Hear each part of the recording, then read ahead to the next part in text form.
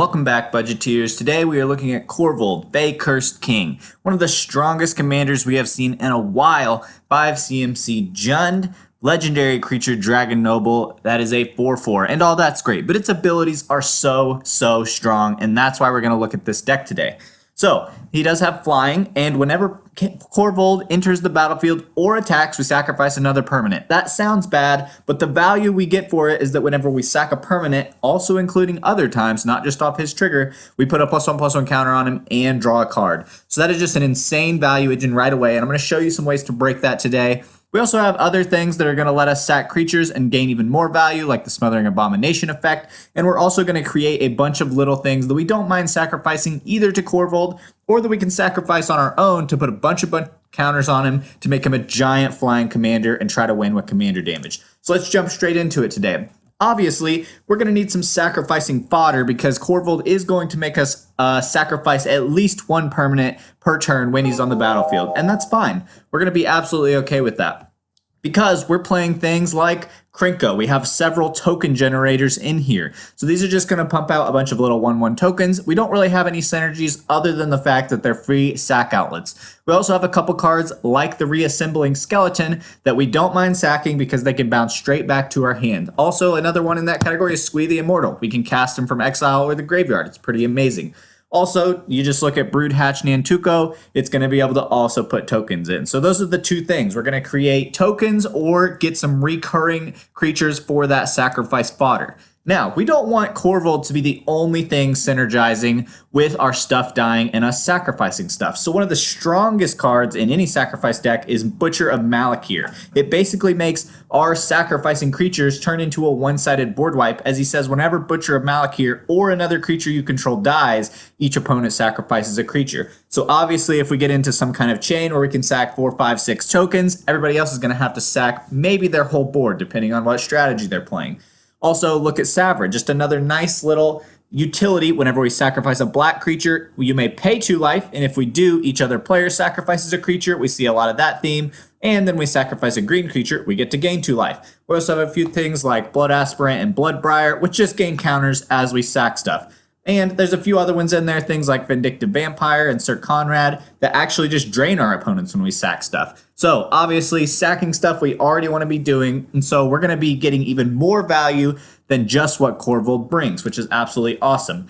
Now, actually, some of the most fun parts of this deck to me, and why I think it's maybe the strongest $25 deck tech I have made to date, is because of the card draw and mana ramp just fits so nicely with this deck. So, card draw. We can run cards like Altar's Reap, which normally aren't super good because it says as an additional cost to cast Altar's Reap, sack a creature, draw 2 cards. So a 2-mana instant that draws 2 is a good rate, but usually sacking a creature is bad. But the fact that we're going to be prepared for it with a bunch of little tokens is going to make it just fine. And we have several of those things, which will also trigger those other sacrifice things that want to see sacrifices like Korvold or like a Smothering Abomination. So you see Smothering Abomination here. Again, it usually seems bad to sacrifice a creature each turn, but again, we're going to be prepared for it. We're only sacrificing tokens. If Korvold is out, at the beginning of our turn, we're going to draw a regular card, we're going to draw a card from Smothering Abomination, and we're going to draw a card from Korvold. So that's literally drawing 3 cards a turn just by having Smothering Abomination and Korvold out on the battlefield. That is absolutely insane. Ulvenwald Mysteries, again, this one pumps out a bunch of little clues, which we can pay 2 to sack them, or we can just sack them to Korvold and turn that into card draw without paying the mana. So tons of cards that want us to sack stuff that's going to draw us cards, and I think this is really an amazing card draw engine, especially considering that Korvold is already drawing us cards as well. Also, the mana ramp. I'm pretty excited about the mana ramp package in here. It uses basically exclusively Treasure and Eldrazi Spawn, both of which can be sacrificed for free to add a mana of any color, which is pretty awesome, except I guess the spawns actually sacrifice a creature and add 1 colorless, but that's just fine. So something like Brass's Bounty late in the game can pump you up a couple extra mana, which is fine, but also that can put on 10, 11 counters on Korvold, which could be what we need to win the game. Also, I've been trying out Prying Blade several times lately, and it's essentially a budget version of another card that just simply pumps out a treasure each turn, but this also has that same ability. And then if you ever can do something like Double Strike or take an extra turn, even better. So Prying Blade, very good budget card. And then you see all of those cards down below. Those are also either going to create us a treasure or a spawn, which again, just triggers a bunch of those other sacrifice synergy cards and is going to be absolutely awesome.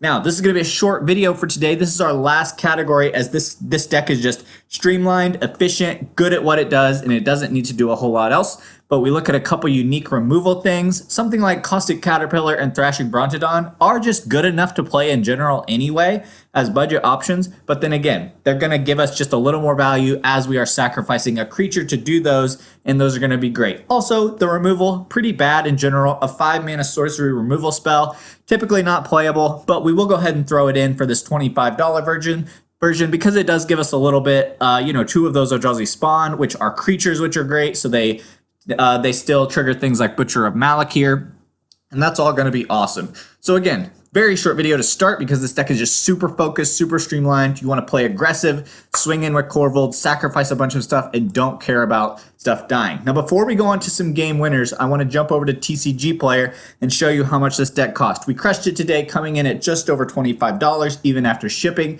and I believe that this deck could really hang in with decks up to $100, $125, $150 budgets because it can just do so much work on the card draw engine side. Also, just want to take you a moment to say thank you for watching the video. If you want to help me out and keep seeing more stuff, hit subscribe or like if you don't want to see every new video. Hit the bell icon if you want to see each video. And also want to point out that this is a 62 card deck list, so that's $25 for the cards, not including a land base. So hit me up at the comment section if you have anything. But other than that, let's move straight into game winners. So first off, Korvold is our main game winner. He is a big part of our engine, as well as commander damage is going to be tentatively project number 1.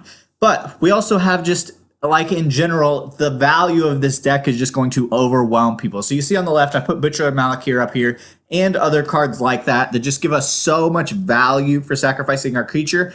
And there are a couple little synergistic packages within this deck, like you see on the right side of the screen here, in Cauldron Familiar, Witch's Oven, and Vindictive Vampire. And this is not the only one, but I just wanted to point it out so you can be watching for it if you play this deck. But here's how it works. If you get out Cauldron Familiar into Witch's Oven and a Vindictive Vampire, Witch's Oven says you can tap it and sacrifice a creature and create a food. And so we sack our Cauldron Familiar, which pings everyone for 1, and we gain 1.